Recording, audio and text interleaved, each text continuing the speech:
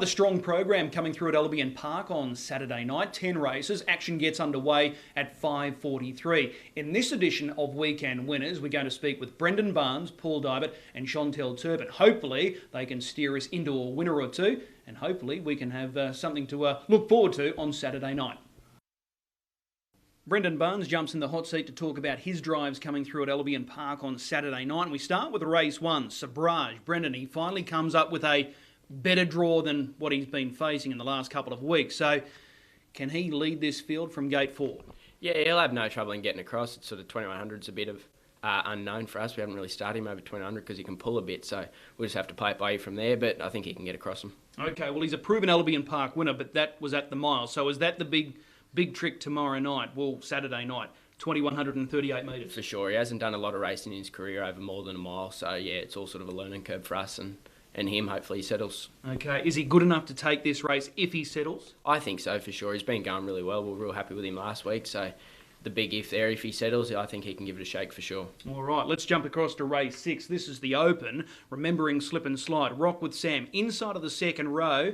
How do you see this race unfolding? It's probably not a bad draw for him. He likes to be driven in that sort of sit-sprint way, and he's going really well, so we just sort of got to hope for a bit of pressure on early and, yeah, a bit of luck for him. These races normally generate pressure, so as long as he's in a good spot, he won't be far away. Yeah, for sure, and they normally sort of have fence run too, so, yeah, hopefully it plays out that way. All right, well, that's what I said. Race number 7, he's backing up after scoring last week. That was a titanic struggle last week with Big Bang Leonard. How did you see that race unfolding last week? What are you expecting this week? It's probably a rising grade for him this week, and I think it's up to the 2100 again, which he went good over 2 starts ago, but he's got good gate speed as well, so if he can push forward and be somewhere handy, I think he's good enough to be thereabouts anyway. It looks like there's going to be a fair bit of pressure in this race as well. For sure, yes. Yeah, okay, that's what I said. Fresh back from a spell, but how far do you think this guy can go?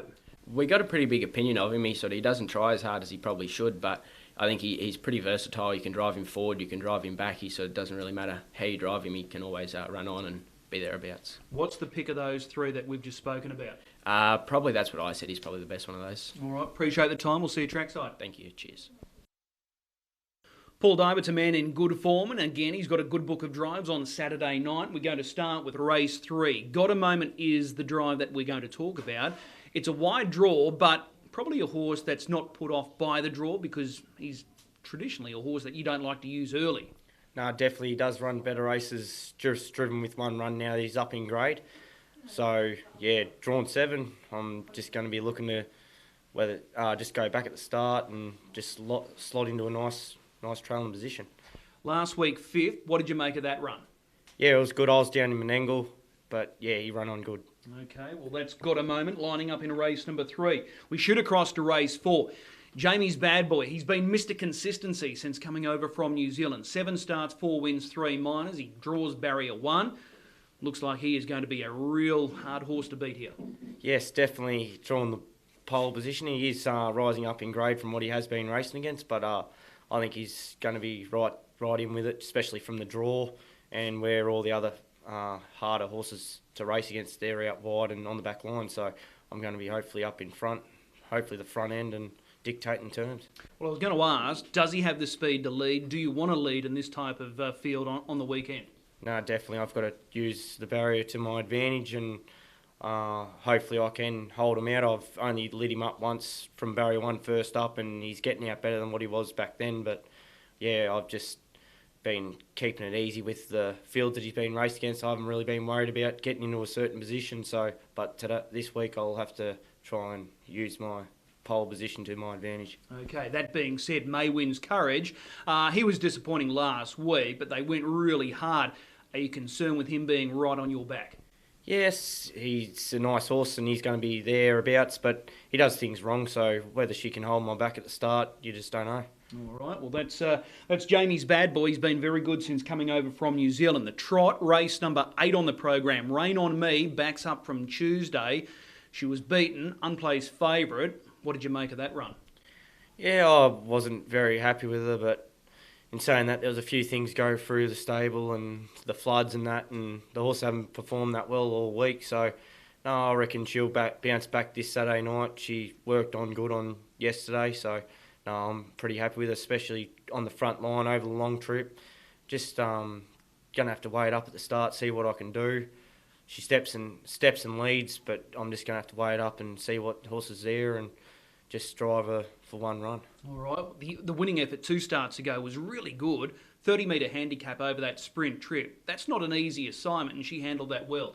Yeah, and it was pretty easy race, really. And then she had to step up on the Tuesday, and they've walked early and then sprinted the last half in 57.5, and I had to get going a bit too early, and she was bolting down the back, but got to the 200 and just had enough. So hopefully if I don't have to use her at all and got her for the last 250, 300 metres, I think she's one of the quickest trotters I've ever sat behind for the last 250 metres, yeah. All right.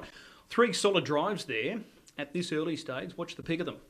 I'm sure Jamie's Bad Boys, Steve, Christina Monty and Charlie Senior's team there, absolutely, they're going real well at the moment. And just barrier 1 and over the mile, I think they're going to be hard to catch me. All right, well, we'll take the tip there with Jamie's Bad Boy. Appreciate the time. We'll see you trackside. Thank you. Chantel Turpin, very busy this weekend. Runners everywhere here locally, also down south at Menangle. But we're focusing on the Albion Park runners on Saturday night, and Chantel jumps in the hot seat to chat with us. And we start with race 3, Where's the Spirit? He lands gate 1. What can we expect from this inside draw? He doesn't have much gate speed. We'll probably push him through as much as we can, but I doubt he'll be able to hold the front. Okay, last week he was in that race where they went helter-skelter. Probably looking back, it wasn't great, but it wasn't bad as well. No, it wasn't bad. He's probably not up to the Saturday night, but we're trying to get in the B division, but that wasn't the case. So, we'll try. Okay, well, we'll just hope for the best there with Where's the Spirit. Race 7, Innocent Crocker. She actually hit the line really strong last start. It was a good run. How do you see this race unfolding? Yeah, hopefully she can hit the line good again this week. I think using her early, she's not finishing off her races, so we're going to try and drop her back and let her finish off. She had a spell last year, and it's taken her a while to get her back, so she got pretty fat on us, so hopefully we're getting her back to her best. All right, so that's the key, just drive her quite early, and hopefully she can respond late. Yeah, I think that's how they were driving her, and Pete probably tried to make her a little tougher than what she is, but not all of them cope with it. Okay, well, that's Innocent Crocker. In the last race, 2 runners for the stable here, Mac Talk and Our Delight. Of the 2, which one do you favour more?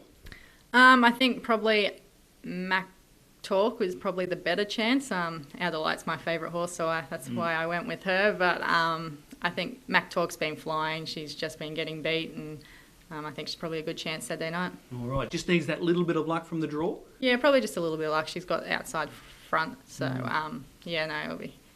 If she gets the luck, she'll be right there.